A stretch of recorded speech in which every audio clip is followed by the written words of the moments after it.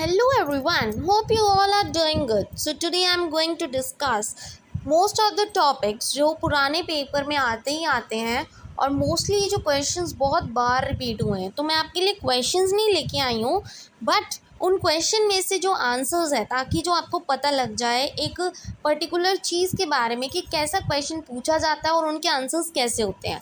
अगर आपको आंसर्स पता होगा, उस चीज़ के बारे में थोड़ी सी नॉलेज होगी, तो आप उसको ईजीली कर पाओगे। सबसे पहले मैं आपके लिए लेके आई हूँ एलिफेंट से रिलेटेड चीज़ें।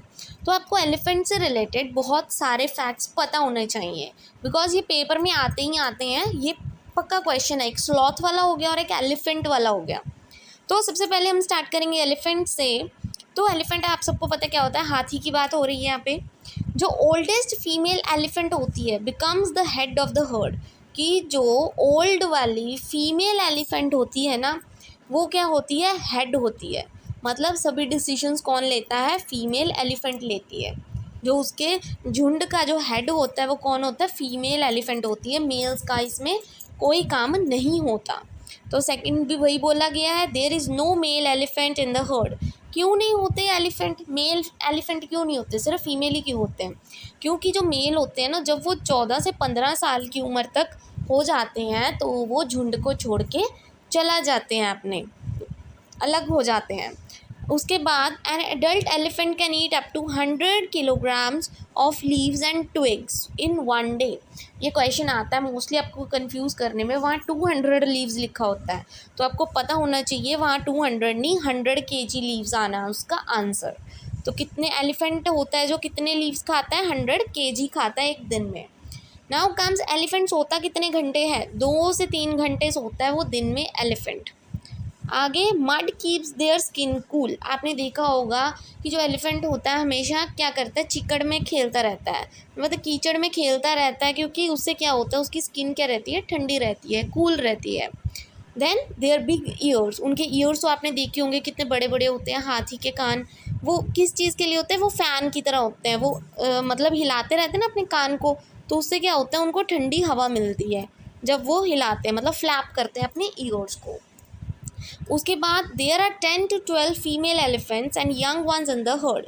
उनका जो झुंड होता है उसमें कितनी मतलब फीमेल एलिफेंट होती हैं, 10 से 12 होती हैं, और उनके यंग वंस होते हैं, मतलब उनके बच्चे होते हैं उस झुंड में। तो एलिफेंट्स के बारे में पता लग गया। इनमें से क्वेश्चन आता ही आता है। ये टॉपिक्स में सिर्फ वही लेके आती हूँ आपके लिए जो मोस्टली रिपीटेड होते हैं, ताकि आपको ज़्यादा टॉपिक्स देख के कन्फ्यूजन ना हो। तो उसके बाद हम पढ़ेंगे हनी बीज के बारे में, मधुमक्खी होती है जो, उसके बारे में।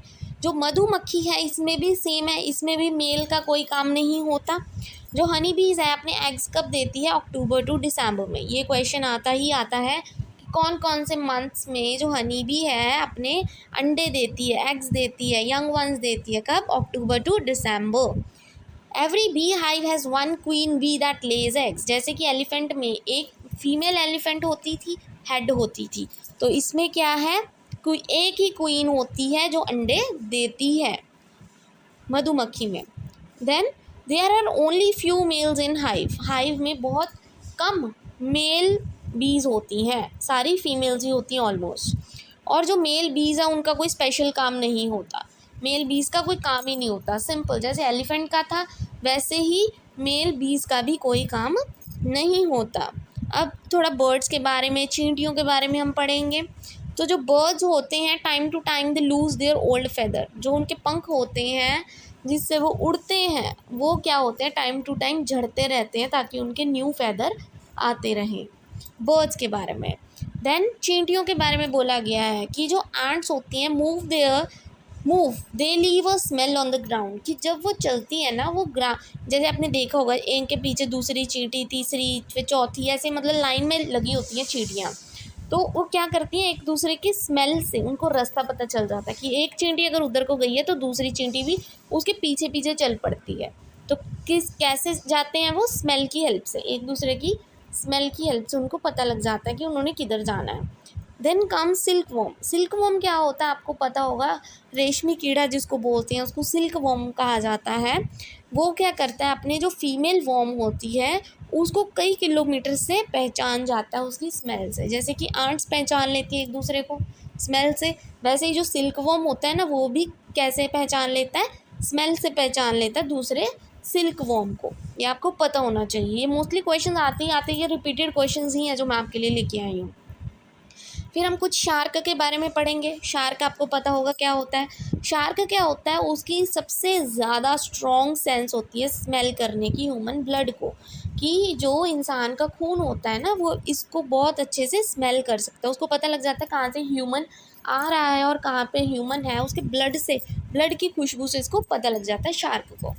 फिर मून के बारे में थोड़ा सा देखेंगे। मून चंद्रमा आपको पता है। मून क्या है, एक सैटेलाइट है अर्थ की, ये तो हमें पता है, वो उसकी एक सैटेलाइट है। और उसका डायमीटर कितना होता है, कितना दायरा होता है उसका, 1/4 होता है। और उसका अर्थ से कितने डिस्टेंस, कितनी दूरी तक होता है, 384400 किलोमीटर की दूरी तक होता है मून अर्थ से। ये मून के बारे में कुछ है। आपको 4 ऑप्शंस दिए गए होंगे, आपने 3 सही होंगे, एक गलत होगा। आपने वो गलत वाला चूज़ करना है। तो सही वाला अगर आपको पता होगा तो आप गलत वाला इजीली चूज़ कर सकते हो। Then come some important points to know, जो आपको पता होने चाहिए। इनमें से क्वेश्चन आते ही आते हैं, मैं फिर से बोल रही हूँ, ये सारे रिपीटेड क्वेश्चन हैं। सबसे पहले नेशनल एंथम कब अडॉप्ट किया गया था? 24 जनवरी 1950 को हमारा नेशनल एंथम अडॉप्ट किया गया था। देन कम्स इन्वायरमेंट डे, मनाया कब जाता है? 5 जून को।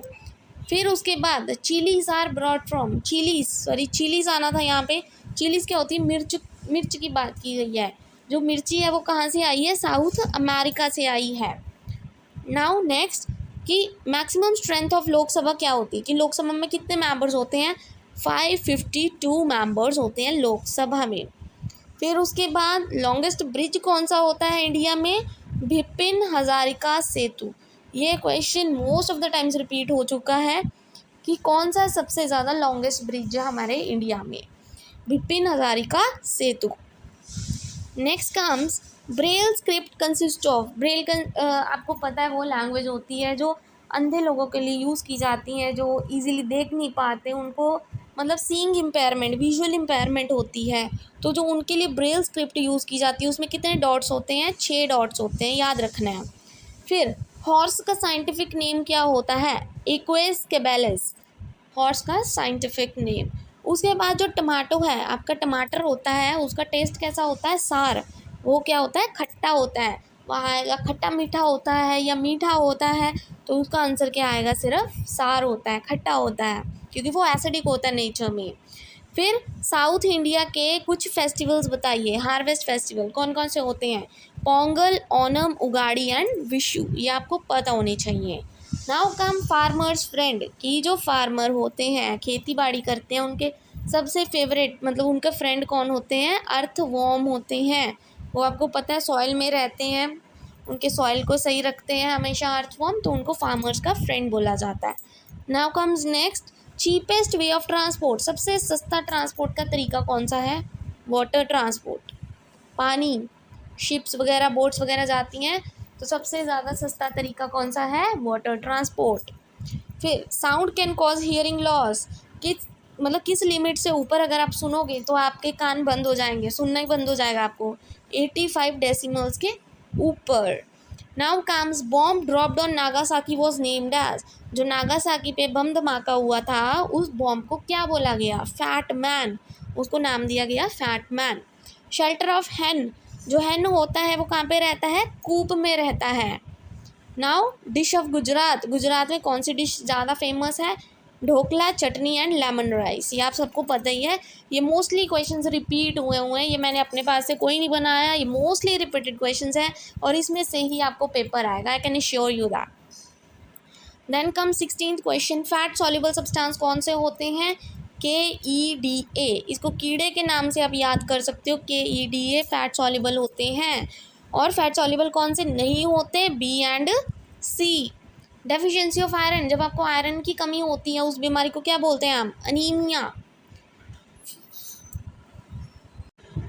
तो आगे देखेंगे हम कुछ कर्णम मल्लेश्वरी के बारे में। ये आपके मोस्टली आपने देखा होगा आपकी बुक्स में, CBSE बेस्ड जो बुक्स होती हैं उसमें मोस्टली ये टॉपिक आया हुआ है और ये रीसेंट टॉपिक है और इसमें से मोस्टली क्वेश्चन आते ही आते हैं। तो कर्णम मल्लेश्वरी कौन थी? कर्णम मल्लेश्वरी आंध्र प्रदेश में रहते थे। वो एक वेट लिफ्टर थी और वो कम से कम 130 किलोग्राम वेट उठा सकते थे और उन्होंने कम से कम 29 मेडल्स जीते हैं। किसने? कर्णम मल्लेश्वरी ने। इसमें से क्वेश्चन हमेशा आते ही आते हैं, ये आपको याद करना होगा सब कुछ कर्णम मल्लेश्वरी के बारे में।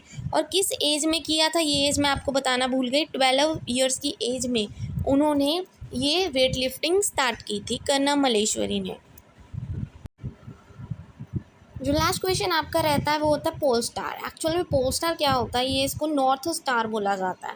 पोल स्टार को क्या बोला जाता है, ये मोस्टली क्वेश्चन आता है तो आपको पता होना चाहिए। जो नॉर्थ की तरफ स्टार होता है उसको हम पोल स्टार बोलते हैं और ये सारे question mostly previous year paper में आए हुए हैं।